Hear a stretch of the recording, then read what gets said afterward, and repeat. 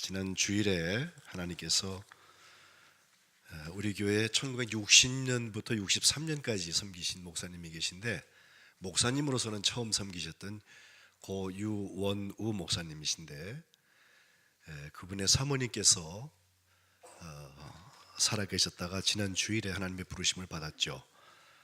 그리하여서 화요일에 장례가 있었고, 또 다른 한 분은 곽복순 권사님, 우리 유족들이 저 앞에 와서 앉아 계신데, 하나님께서 89세를 일기로 하나님의 품에 영접하셔서 이제 지난 목요일에 장례가 있었습니다.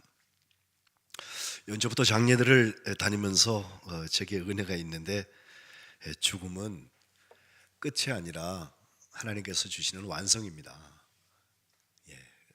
다행히도 두 분 다 연만하셔서 하나님의 부르심을 받은 때고, 또 말년에 병을 조금씩 노환으로 하시게 되면 하나님께서 우리 가족의 입장에서도 언제까지 저 아픔을 그냥 두실까 하는 생각들을 하거든요. 내 때에 하나님께서 이런 완성을 주신 것을 감사드리게 됩니다.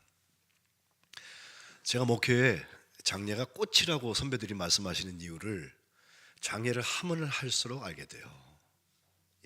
장례를 통해서 하나님께서 가장 소중한 것을 우리에게 가르치시는데, 그것은 우리가 유한하다고 하는 것, 우리에게도 그때가 온다는 거죠. 우리도 때가 되면 주님 부르시면 가야죠. 안 가실 분 계세요? 그럼 여기 계세요. 이왕이면 교회 안에 계세요. 나가지 마시고. 또 하나는 그 유한한 시간 동안 우리가 무엇을 하고 사느냐의 이야기입니다. 그죠? 이유 없이 존재하는 생명체는 없습니다. 특별히 사람은 하나님께서 세상에 두실 때에는 반드시 이유가 있습니다. 그것을 우리는 어떤 목적론적으로 생각할 때 하나님의 뜻이구나 라고 말합니다. 내가 보기에는 별로 가치가 없어 보이는 그 사람도 하나님 보시기에는 너무 소중한 사람일 수 있고요, 내가 보기에는 저 사람 왜 태어났나 싶을 정도의 아주 악한 감정이 드는 분도 하나님께서 그토록 사랑하실 수도 있어요. 그래서 지난주에 우리가 두 아들의 비유를 하나 보았는데, 사실은 아버지가 두 아들 중에서 하나를 잃었다가 다시 찾은, 되찾은 상실과 회복의 역사를 우리가 누가복음 15장에서 보았습니다. 사람의 상실은 언제 일어나나, 말할 것도 없이 우리의 생명이 다하게 되면 반드시 상실이 일어나는데, 스위스의 죽음학자였던 엘리자베스 퀴블러 로스라는 여사, 아주 유명한 학자이기도 하고 2004년도에 타계했습니다마는 유명한 저서가 있어요. 죽음과 죽어감, On Death and Dying 이라고 영어로 번역하는데, 죽음과 죽어감에 대한 책에서 죽음학의 기초가 되는 죽음이라는 현상을 만나는 사람들이 5가지 단계적인 반응을 한다 그랬는데, 다부다, D-A-B-D-A 이렇게 앞자만 쭉 써서 얘기하거든요. 맨 처음 D는 denial, 거부합니다. 당신 6개월밖에 안 남았습니다. 그러면요, 아이 무슨 소리예요? 나 아직 건강한데, 이렇게 말하죠. 그다음 두 번째 A는, 그 다음에는 화가 나기 시작합니다. anger.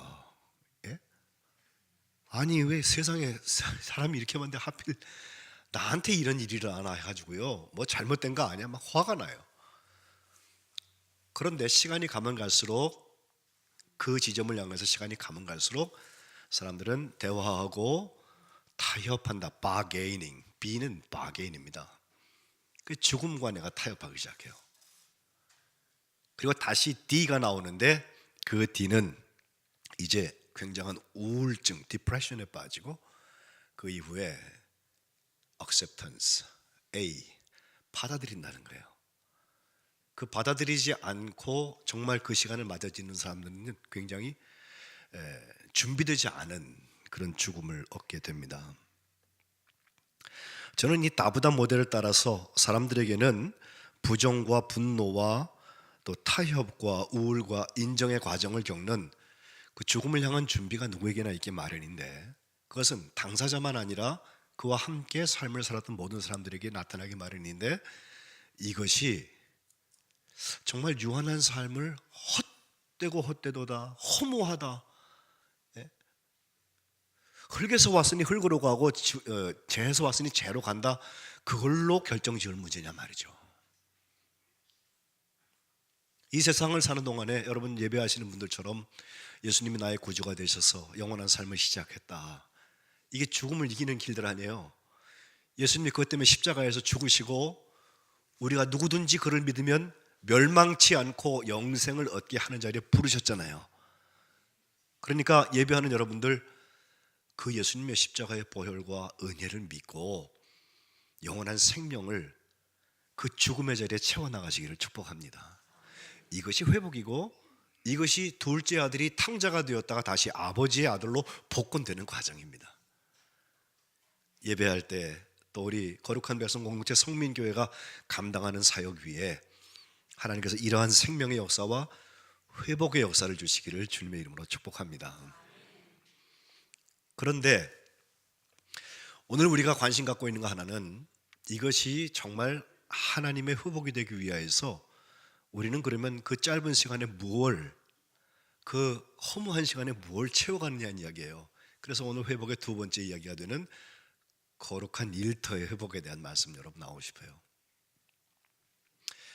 오늘 본문 앞에를 보면요, 예수님께서 성전에서 가르치실 때 대제사장과 서기관들이 찾아와가지고 예수님한테 시비를 걸는데 뭐라 그러냐면 너 무슨 권위로 이런 이야기를 하냐, 무슨 권위로 가르치냐, 누가 내게 그런 권위를 주었냐라고 물어요.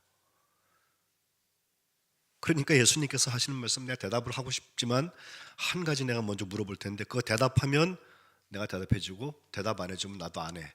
그런 마음으로 물어보신 게 뭐냐면 세례 요한에 대한 얘기를 하시는데 세례 요한의 그 세례가 하늘로부터 온 거냐 사람에게서부터 온 거냐라고 물으세요. 그 대제사장과 장로들이 모여서 이걸 대답을 하고 싶은데 가만히 의논을 해보니까요, 둘 다 대답하기가 어려워. 하늘로부터 왔다 그러면은 왜 세례 요한의 세례를 받고 회개하지 않았냐 하실 것 같고, 사람으로부터 왔다 그러면요, 가만 보니까 세례 요한이 인기가 좋아요. 백성들이 다 그를 선지자라고 믿고 있어요. 그런데 우리가 사람으로부터 저 사람의 권세가 왔다고 얘기할 수 없을 만큼 되어져서 백성이 두려워서 둘 다 대답하지 못하고 그들이 냈던 결론은 모르쇠. 요즘 많이 보시죠? 저는 모릅니다. 하늘로 왔다 그래도 곤란하고 땅 사람에게서 왔다 그래도 곤란하니까 모릅니다 라고 대답을 했어요. 주님께서 그 얘기 듣고 나도 무슨 권위로 이런 일을 하는지 너희에게 말 안 해줄게. 그리고 대신해서 하신 말씀이 오늘 여러분 같이 읽은 짧은 5절짜리 말씀이에요. 주님 거꾸로 물으셨어요. 너희 생각에는 어떠니 하시면서 오늘 28절에 역시 두 아들이 나옵니다. 지난주에도 큰아들은 집안에서 아버지 말씀 잘 듣고 아버지 옆에 있었는데 둘째 녀석이 아버지 그 몫을 달래가지고선 참 멀리 가갖고 다 탕진하고 거짓거리 돼서 돌아온 그것 때문에 일어난 일들에 대한 이야기를 했지만 오늘 본문에도 보면은 첫째 아들은 둘째 아들은 똑같이 아버지가 하시는 말씀에 오늘 포도원에 가서 일해라고 하는 거예요. 시제는 오늘입니다. 당장 해야 됩니다. 갈 곳은 포도원이고요. 그리고 가서 할 일은 일입니다. 이 이야기를 순종하기가 쉽지 않습니다, 여러분. 그런데 첫째 아들이라고 하는 오늘 본문 우리 성경으로 읽는 대로 하면은 그 얘기를 듣고 아버지한테 어떻게 대답합니까? 아버지 가겠습니다. 그렇죠? 그런데 가지 않았어요. 의도적으로 그랬을 수도 있지만 중간에 무슨 일이 일어났을 수도 있겠죠. 그건 예수님이 아무 얘기 안 하세요. 어쨌든 가겠습니다 그러고 안 간 아들이 하나 있다. 근데 아버지가 둘째한테도 똑같이 기회를 줘서 똑같이 얘기해요. 그랬더니 하는 이야기가 싫습니다. 안 간다는 거죠. 그래 놓고 후에 뉘우치고 갔다는 거예요. 그래서 주님께서 이 두 아들의 경우를 놓고 31절에 보면 그 둘 중에 누가 아버지의 뜻대로 하였냐 이걸 물으세요. 하나님의 뜻대로 한 사람이 누구냐? 아멘 아멘 하고 그렇게 합니다 그렇게 합니다 아이 좋죠 라고 대답을 했는데 하지 않은 아들이 있고, 얘기를 들을 때는 조금 저항이 있었어요. 싫습니다, 나 일정도 있고요, 바빠 죽겠는데 왜 그러세요, 별소리 다 할 수 있는데 결국 그 아버지의 말씀을 후에 생각하고 뉘우치고 간 아들이 있다면 누가 아버지의 뜻대로 했냐는 거예요. 그러면서 주님께서 진실로 너에게 이른다, 아멘 레고 휘민, 진실로 너희에게 말한다 하시면서 하신 말씀, 세례와 창녀들 너희보다 먼저 하나님 나라에 들어갈 거다. 세례 요한이 의의 도로 너희에게 왔는데 너희는 그를 믿지 않았다. 하지만 세리와 창녀는 믿었잖아. 너희들은 예예하고 살아요, 그렇게 하겠습니다 하고 살지만 믿지 않아. 결국 포도원에서 일하지 않아. 그러나 세리와 창녀는 싫습니다 싫습니다의 모습으로 보이지만 결국 믿었잖아. 너희는 그것을 보고도 끝내 뉘우쳐서 믿지 않는다고 탄식하고 계세요. 우리는 이것을 여기 맨 처음에 예수님한테 권위에 대한 물음을 물었던 대제사장들과 백성의 장로들에 대한 이야기라고 들을 수도 있어요. 그러나 남의 얘기가 되면 우리에게 복이 되지 않습니다. 우리에게 회복의 역사가 일어나지 않습니다. 바로 오늘 내게 주시는 하나님의 말씀으로 듣기 시작한다면 나에게는 혹시 예하고 하지 아니한 부분은 없나? 실소이다 하고 아직까지 품고 있는데 뉘우치고 아버지가 보내신 그곳 포도원 오늘 갈 용의가 있는가? 순종은 대답에 있는 것이 아니라 대답에서 시작되는 것입니다. 잘못된 대답이면 빨리 고쳐야 합니다. 바로 된 대답이라면 바로 시행해야 합니다. 저는 우리 성민교회에 와서 한 100일이 슬쩍 지나가네요. 그러면서 하나님께서 앞으로 우리 성민교회를 어떻게 인도하실까, 올해는 어떤 회복의 역사를 주시나, 우리 세 가지 기도 제목 가지고 있잖아요 저기. 어떻게 하나님께서 하나님의 주권을 다시 한번 확인하시고 세우시고 하나님의 질서가 생기고, 그래서 잘못됐던 것들은 돌아오는 역사가 일어나고 하나님께서 고치시고 하나님 주인 되시고 머리 되신 교회를 세울까. 두 번째는 오늘 우리가 읽는 거룩한 일 회복해 나갈까. 혹시 다음 주에 사랑의 능력은 하나님께서 어떻게 회복시키실까. 이게 제 기도 제목이에요. 그 거룩한 일터라는 것은 소망과 관계가 됩니다. 사람이 무엇을 소망하냐에 따라서 거기 가 있어요. 내가 무엇을 원하는지를 보면 그 사람의 모습들이 드러난다는 것입니다. 거기서부터 우리의 권위가 나오고 우리가 치중하는 일들이 나오고 우리의 삶의 노력들이 들어가 있습니다. 모두에 말씀드린 나부다의 이론을 따라서 그것을 거절하고 또 그것에 화를 내고 그 다음에 타협을 시작을 해서, 그리고 나중에 결국 우울증을 지나서 받아들이는 단계에 이르는 죽음을 향한 길에 있다 할지라도 거기서 내가 무엇을 소망하느냐에 따라서는 나머지 시간을 훨씬 더 복되게 가져갈 수 있습니다. 그것이 회복되는 것이 거룩한 일터의 회복일 것입니다. 성민교회가 63년 잘 왔습니다. 주님이 언제 오실지는 아무도 모릅니다. 남은 시간이 있습니다. 오래 있을 수도 있지만 짧을 수도 있어요. 우리들도 지금까지 하나님께서 여기까지 인도해 주셨다고 우리 고백하잖아요. 감사하잖아요. 그런데 앞으로의 시간이 길 수도 있고 짧을 수도 있어요. 젊다고 해서 오래 보장되는 사람은 아무도 없습니다. 건강하다고 해서 오래 보장되는 사람들도 없습니다. 또 저분은 곧 가실 것 같은데 보여지는 분들도 꽤 오랫동안 하나님께 두시는 이유가 있어요.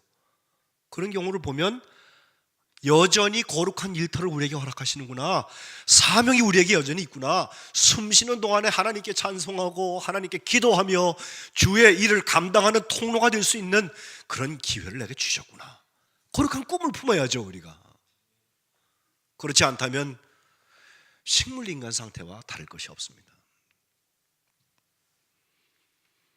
내가 한 영혼을 구원하기 위해서 내가 어떤 쓰임을 받을까, 그것이 우리에게 오늘 일해야 되는 포도원입니다. 교회가 앞으로 우리 다음 세대들을 어떻게 키워서 하나님께서 이 교회를 통해서 하나님의 사람들을 세워나갈까, 이걸 감당하기 위해서 애쓰고 땀 흘리는 선생님들, 오늘 오후 예배 때 우리가 그들을 임명하려고 그러는데 여러분 다 오시기 바랍니다. 다 오실 거죠? 제가 지금 외국말을 하는 것 같아요. 오실 줄로 믿습니다. 이름은 또 아멘 잘하셔. 근데 그 아멘 하신 분들만 오더라고. 가만 보니까 2층도 오실 줄 압니다. 예, 저봐 조용하잖아. 예. 거룩한 일터에서 주의 쓰임을 받는 사람들 함께 축하하고 축복하고 중보하고 후원하고 그들과 교회를 같이 해나가는 것이 그게 교회예요. 예. 나는 실제로 우리 학생들을 만나서 아이들을 키워나가지 않는다 할지라도 그들을 축복하는 거예요. 그들이 나의 자녀들이고 나의 손주들 아니에요? 적어도 내가 섬기는 이 성민교회 미래들 아닙니까? 미국의 큰 교회들 연구한 분들의 이야기를 제가 들었는데, 시카고 쪽에서 공부하다 보신 분이 이런 말씀하세요. 본인이 거기서 한인교회 교회학교를 맡아서 이제 선생 역할을 감당을 하는데, 우리 교회 나오던 아이가요, 어느 날 갑자기 어느 교회 한번 갔다 오면은 뭐 백발백중 그 교회를 뺏긴대요. 그래갖고 화가 좀 나가지고 그 교회가 도대체 어떤 교회인지 내가 가봐야겠다 그러고 이제 그 다음 주에 수소문을 해가지고 그 교회 가는 길을 이제 물어봤어요. 그랬더니 어느 장소에서 몇 시에 기다리면 차가 오는데 그거 타십시오 그러더래요. 그래갖고 정말 그 시간에 가봤다는 거 아니에요. 갔더니 가까이 있는 교회가 아니에요.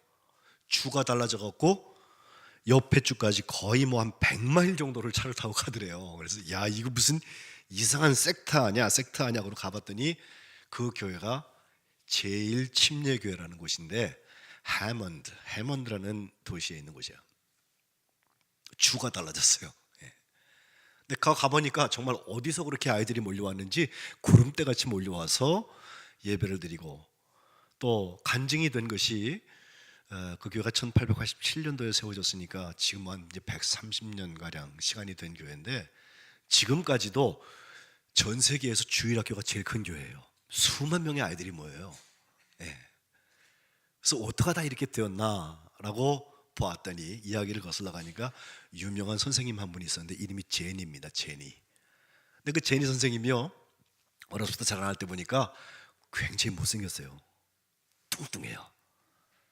그래갖고 친구들이, 남자친구 아이들이 막 놀려고 그러니까 학교를 보내지 않고 어머니가 교직에 계셨는데 집에서 홈스쿨 시켜가지고 집에서 고등학교 때까지 졸업을 시켰는데, 시험을 봐서 대학을 집어넣으려고 그랬더니 떨어졌어요. 그래갖고 대학도 못 가고 집에 꽁꽁 처박혀갖고 그 낮은 자존감 때문에 3번이나 자살을 하려고 기도했던 사람이에요. 예. 예. 한번 그 교회 전도가 돼서 교회를 갔잖아요. 거기서 예수님이 자기를 기다리셔서 나를 회복시키시는 사건들을 만나잖아요. 여전히 하나님께서 나의 주인이시로구나, 내가 내 마음대로 하는 거 아니로구나, 나는 여전히 하나님의 딸로서 자격이 있구나, 회복의 역사가 일어나잖아요. 그래서 하나님, 나이가 어디가 쓰임을 받으면 좋겠습니까? 기도했더니 교회학교 교사, 그것도 유아부 바로 지난 유치부 아이들, 그 아이들의 교사 역할을 하나님께서 맡기셨어요. 가서 그 아이들을 돌보기 시작하는데 하나님께서 놀라운 치유의 역사를 주세요. 유치부 아이들의 눈에는요, 뚱뚱한 선생님이나 날씬한 선생님이나 잘생긴 선생님이나 못생긴 선생님이나 똑같습니다. 그 아이들의 눈에는 내가 다른 사람들처럼 쟤는 왜 저렇게 생겼어? 쟤는 왜 공부를 저렇게 못해? 쟤는 왜 저래? 이런 정죄의 눈이 아니라 그저 병아리가 어미닭을 쫓아가는 것처럼 그 아이들 정말 백지입니다. 그때 제니가 치유를 받기 시작하고 하나님께 감사하면서 묻는 거예요. 하나님, 내가 어떻게 이 아이들을 섬길까요? 하나님, 뭘 원하세요? 나에게 거룩한 일터와 소명으로 주셨는데 이 아이들을 하나님 어떻게 하면 좋겠습니까? 라고 물었더니 하나님께서 아이디어 하나를 주시더래요. 그래서 그 돌아온 주에는 그거 가지고 와서 다음 주에 또 묻습니다. 하나님, 성령께서 내게 생각을 주시고 마음을 주셔서 감당케 하옵소서. 이것이 진행되는 중에 그 주일학교가 큰 주일학교가 아니었는데 다른 교회와 비교할 수 없을 만큼 가파른 성장을 하게 돼서 제니 선생님을 통하여서 First Baptist Church, 그 제일 침례의 교회에 부흥의 역사가 나타났다는 거예요. 미국의 10대 교회 중에 하나이고 중부권에서는 아주 알아주는 교회가 된 것은 바로 그 뚱뚱하고 못생기고 마치 미운 오리처럼 손가락질을 받았던 그 한 여자 선생님으로부터 시작됐다는 것입니다. 거룩한 일터는 하나님께서 우리에게 주시는 것입니다. 다만 오늘 너 포도원에 가서 일해라, 그 말씀에 순종할래 말래 거기에 있어요. 순종하는 사람을 통하여서 하나님께서 하나님 나라의 놀라운 일들을 우리에게 허락하여 주실 줄로 믿습니다. 제가 연초가 되면 한 번씩 청지기주의를 지켜왔던 때가 있었어요. 그것은 우리에게 주신 모든 것을 하나님 앞에서 하나님께서 왜 나에게 맡겨주셨나, 그걸 반성하는 시간이에요. 우리 교회는 제가 지금 새가족이고 얼마 안 됐으니까 그런 걸 잘 막 드라이브 걸어서 하지 않는데 혹시 내년부터 할지 모르겠어요. 근데 한 주 그때 우리의 물질에 대한 것도 제가 물어요. 내가 물질을 어떻게 관리하고 살고 새해에는 물질 교육을 어떻게 가지고 있나. 그 스튜어드십, 청직이 됨, 맡겨진 것을 관리하는 사람의 입장에서 보면 이게 내게 아닌 게 분명해요. 주님의 주권입니다. 또 주님께서 사용하시려고 거룩한 일터를 우리에게 주실 때에는 쓰임 받으면 돼요. 거기에 사랑의 능력의 회복의 역사들이 나타나거든요. 그런데 보면 여전히 주인이 나죠. 하나님은 그 다음에 나를 플랜 B로 쫓아와 주시는 분 아니에요 혹시? 관리권이 내게 있으니까. 시카고 얘기를 한 번 더 하는데 미국에서 가장 유명한 예배당이 있어요. 그 대학에 시카고 대학에서 노벨상 수상자가 뭐 수십 명이 나왔는데 그 대학 그 채플 그쪽에 이렇게 그들의 이름들을 쭉 붙여놓고 또 이 대학을 희사한 분이 누가 그 대학을 졌나 보니까 미국에서 가장 부자였던 록펠러라는 부자가 그것을 드렸습니다. 그분은 유명한 대학 12개를 짓고 교회를 근 5,000개가량 졌어요. 평생에. 아니 한 개 짓기도 힘든데 어떻게 그런 큰 부자가 그런 일을 했나 생각이 드는데, 그분이 85세가 되었을 때 자기 아내를 하나님께서 데려가세요. 사랑하는 아내 평생 같이 해로했는데, 그래서 그 아내의 이름을 기리려서 헌납한 것이 바로 그 시카고 대학의 채플이에요.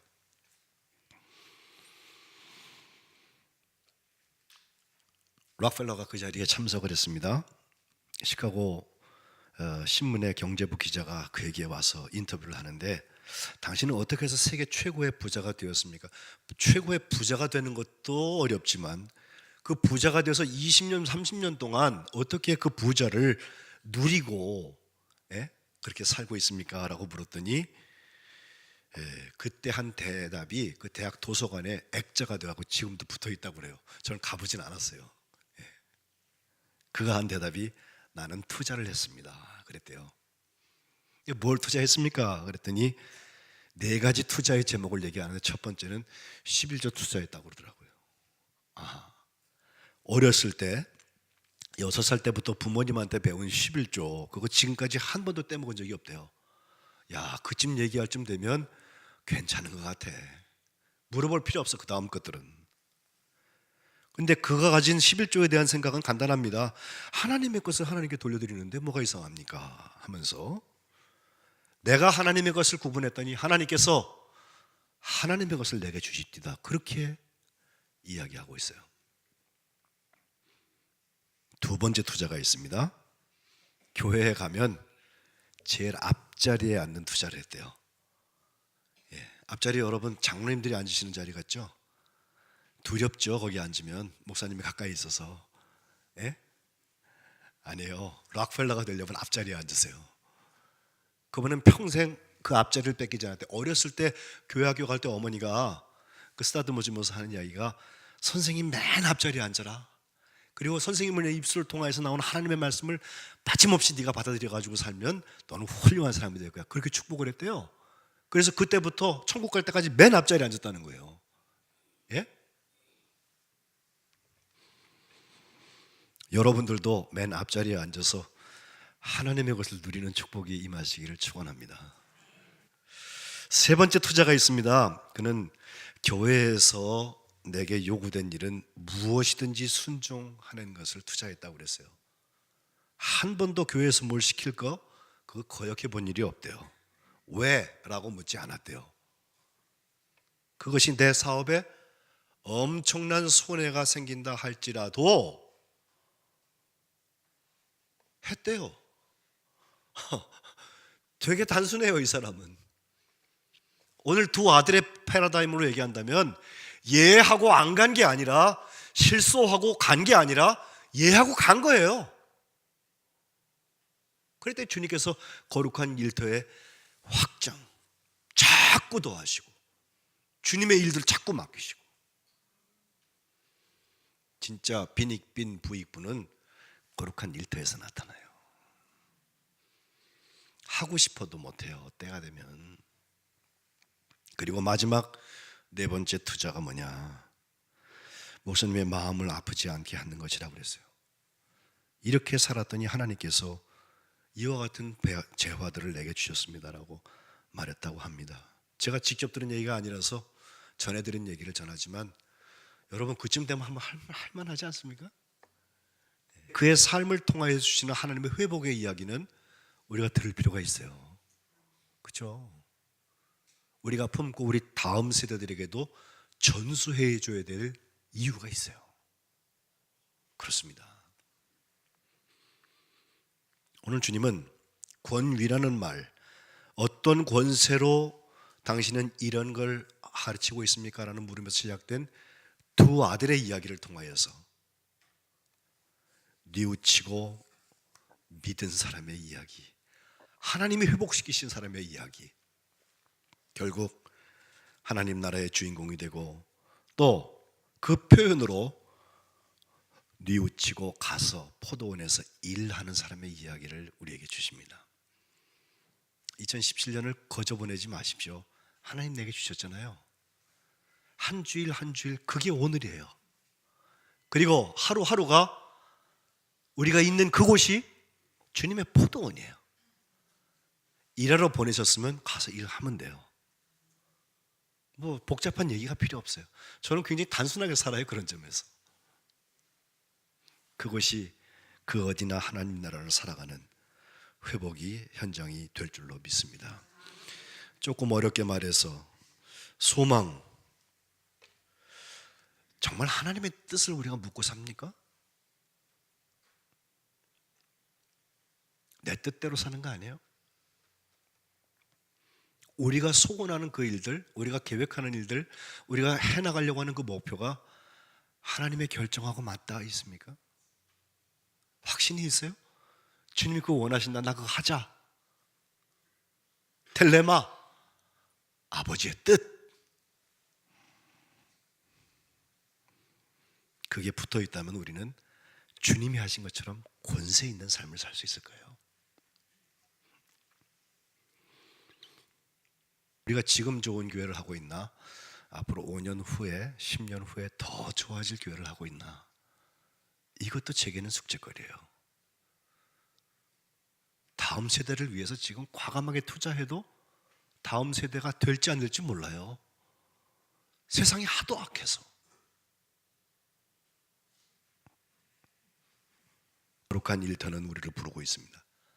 거기에 쓰임받는 사람이 하나님께서 기억하신 바 된 사람들입니다. 우리 성민교회는 이런 거룩한 일터에 회복에 쓰임 받으시기를 주님의 이름으로 축복합니다. 기도하겠습니다.